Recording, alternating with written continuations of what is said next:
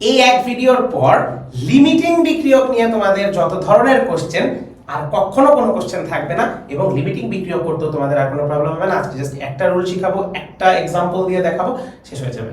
Hello everyone, আমি তোমাদের সাথে আছি মোহাম্মদ জুনায়েদ খান রাইয়ান। বর্তমানে পড়াশোনা করছি ঢাকা বিশ্ববিদ্যালয়ের applied chemistry and chemical engineering ডিপার্টমেন্টে।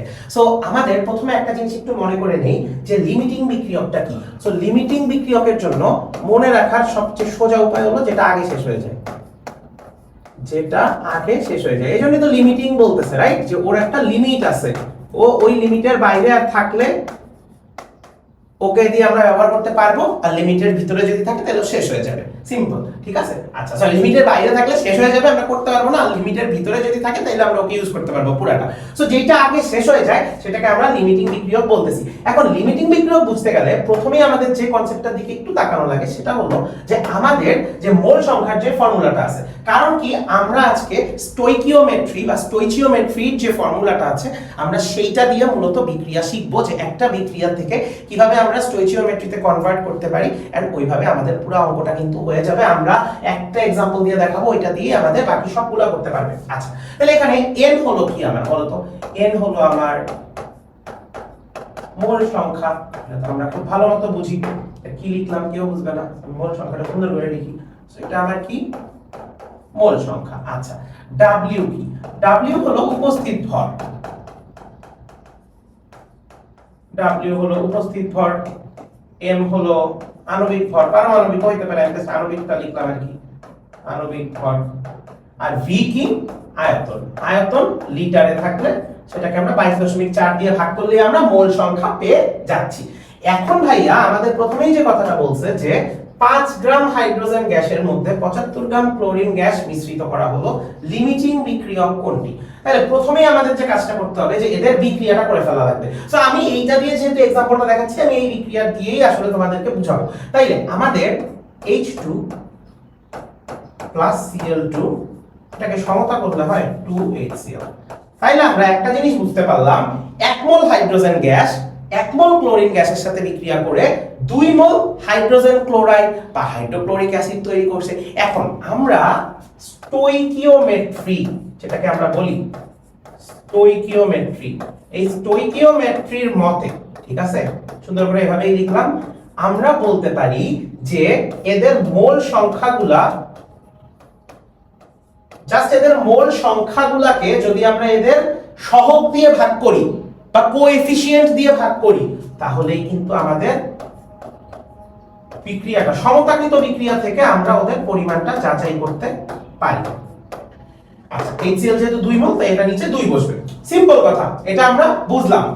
এইবার তাহলে আমাদের কি কি বলা আছে? আমাদের কি HCl নিয়ে কিছু বলা আছে? আমাদের লিমিটিং বিক্রিয়ক বের করতে বলছে। তাহলে আমরা হাইড্রোজেন আর ক্লোরিন বের করতে পারলেই হবে, যে কোনো একটা আগে শেষ হয়ে যাবে, বোঝার চেষ্টা করি। আচ্ছা, এইবার তাহলে খুব ভালো কথা, এটা আমাদের দেয়া আছে। এবার তাইলে এই জায়গাটা থেকে আমরা বলতে পারি যে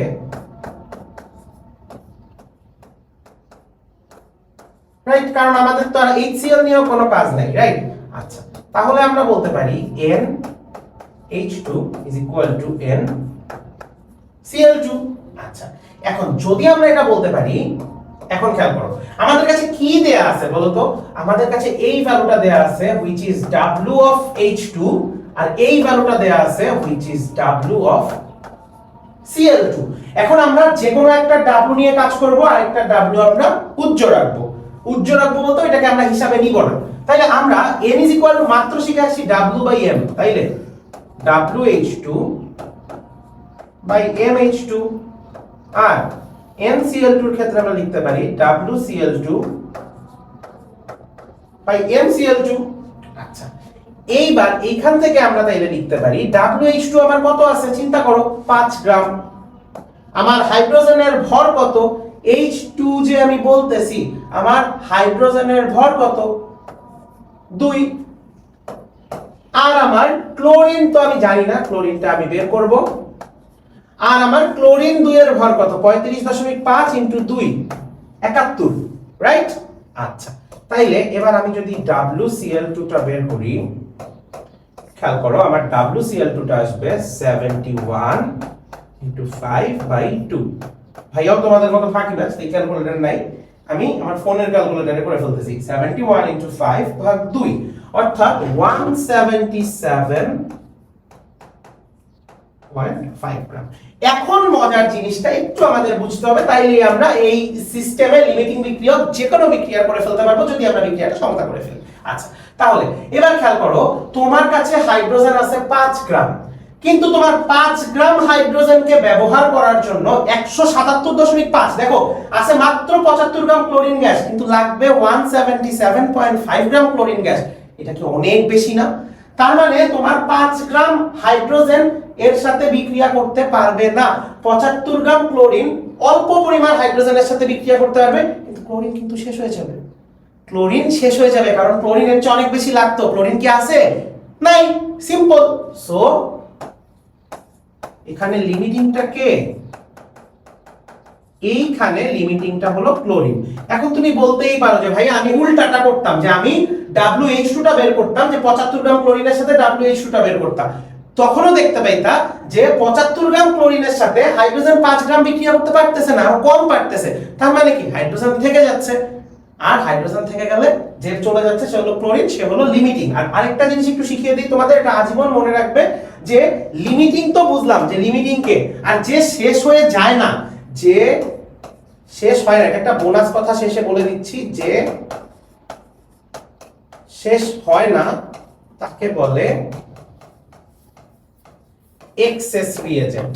এক্সেস রিএজেন্ট যেটাকে তোমার বাংলায় বলে হলো